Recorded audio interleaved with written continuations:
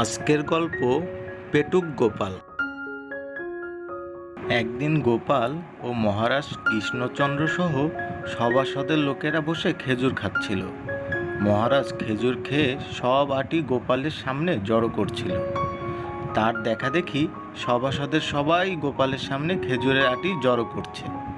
তখন এক সময় গোপালের সামনে দেখতে দেখতে এক ঝুড়ি আটি জমা হলো। তখন মহারাজ বলল, কি হে গোপাল, খিদে কি অনেক বেশি পেল নাকি? তা না হলে 5 ঝুড়ি খেজুর খেলে কিভাবে?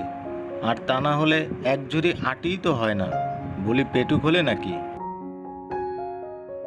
গোপাল ভাঁড় বলল, আমি তো খেজুর খেয়েছি এবং আটিও ফেলেছি, কিন্তু আপনারা যে খেজুর খেয়েছেন তা তো আটি শুদ্ধ খেয়ে ফেলেছেন। তা না হলে আটি গেল কই? তাই বলুন, কে বেশি পেটুক? বন্ধুরা, ভিডিওটি যদি আপনাদের ভালো লেগে থাকে অবশ্যই লাইক, কমেন্ট এবং শেয়ার করতে ভুলবেন না। ধন্যবাদ।